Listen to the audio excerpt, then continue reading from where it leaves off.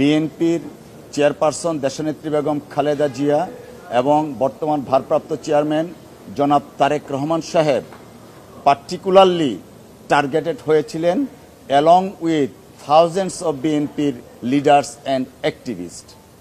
সেই টার্গেটের অংশ হিসাবে অর্থাৎ পলিটিক্যাল স্কিমের অংশ হিসাবে জনাব তারেক রহমান সাহেবকে রাজনীতি থেকে আউট করার জন্য শেখ হাসিনা ওয়াজেদ বিভিন্ন পথ অবলম্বন করছিলেন। বিভিন্ন পথের মধ্যে একটা সবচেয়ে গুরুত্বপূর্ণ পথ যেটা তিনি বেছে নিয়েছিলেন মামলা করা। এই মানি লন্ডারিংয়ের মামলাটা জনাব তারেক রহমান সাহেবের বিরুদ্ধে মামলা দায়ের করা হয়েছিল। দুঃখজনক হলেও সত্য, যে আইনে মামলা দায়ের করা হয়েছিল সেই আইন তখন এক্সিস্ট ছিল না। অর্থাৎ আপনাদের মনে আছে জরুরি অবস্থার সময় কিছু অর্ডিন্যান্স প্রনাউন্স করেছিলেন মহামান্য রাষ্ট্রপতি। সেই অর্ডিন্যান্সের মধ্যে একটা অর্ডিন্যান্স ছিল যে অর্ডিন্যান্সটা পার্লামেন্ট কর্তৃক রেটিফাইড হয়নি। আইন হলো অর্ডিন্যান্স জারি করলে পার্লামেন্টের প্রথম সেশনসে সেই অর্ডিন্যান্সটা রেটিফাই করতে হবে, আর যদি না করা হয় 30 দিন পরে অটোমেটিক অর্ডিন্যান্সটা ইনভ্যালিড হয়ে যাবে। কিন্তু শেখ হাসিনা ওয়াজেদ ওই যে জনাব তারেক রহমান সাহেবকে ফাঁসাতে হবে, যে কারণে তিনি সেই অর্ডিন্যান্সের আন্ডারে মামলা দায়ের করলেন। মামলাটাই ছিল ভয়েড অব ইনিশিও, অর্থাৎ এই মামলা এই আইনে চলতে পারে না।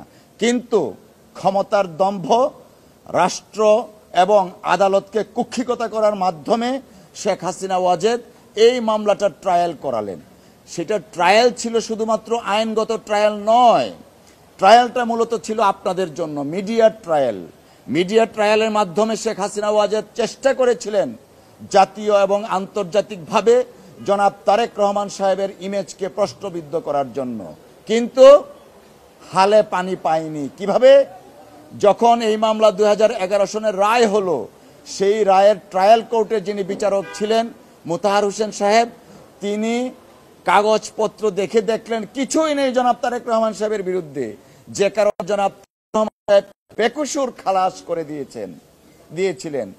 আর সেই বেকসুর খালাসের জন্য শেখ হাসিনা ওয়াজেদ তার যে রিভেঞ্জ নেয়ার সেইটা পারলেন না, পারলেন কিছুটা মোতাহার সাহেবের উপর।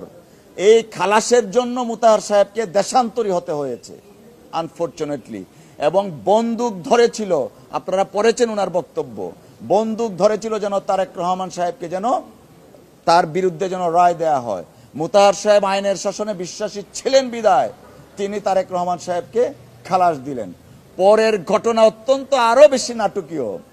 আমাদের এই পাক ভারত উপমহাদেশে ট্রায়াল কোর্টে অ্যাকুইটাল অর্থাৎ খালাসের এগেনস্টে হাইকোর্টে এসে আপিল করে সংখ্যায় খুব নগণ্য। আমরা জানি ট্রায়াল কোর্টে সাজা হলে সেই সাজা মওকুফ করার জন্য বা কমানোর জন্য হাইকোর্টে আসেন, কিন্তু যেহেতু জনাব তারেক রহমান সাহেব আর যেহেতু ফ্যাসিস্ট রেজিম শেখ হাসিনা, তাই শেখ হাসিনা কি করলেন, পলিটিক্যাল স্কিমের অংশ হিসাবে তারেক রহমান সাহেবের বিরুদ্ধে দুদক, যেটা বিএনপি দমন কমিশন বলতো, দুদককে দিয়ে আপিল করালেন।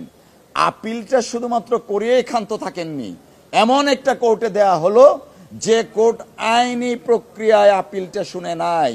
সম্পূর্ণভাবে রাজনৈতিক স্কিমের অংশ হিসাবে জনাব তারেক রহমান সাহেবকে আনফরচুনেটলি 7 বছরের সাজা দিলেন। 7 বছরের সাজা দিলেন, যেখানে তিনি অ্যাকুইটাল হয়েছিলেন নিম্ন আদালতে। সেই 7 বছরের সাজাটা কেন দিলেন?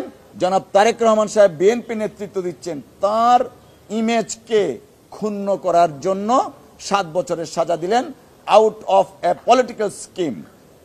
তো দীর্ঘদিনের অবস্থা আপনারা জানেন। আজকে মহামান্য অ্যাপিলেট ডিভিশনের পূর্ণাঙ্গ বেঞ্চে মাননীয় আদালত শুনেছেন। এই অ্যাপিলের এগেনস্টে আমরা গিয়েছি, অ্যাপিল লিভ দিয়েছেন আমাদেরকে, এবং আগামী 31 ডিসেম্বরের মধ্যে কনসাইজ স্টেটমেন্ট আমাদেরকে এবং দুদককে দাখিল করতে বলেছেন।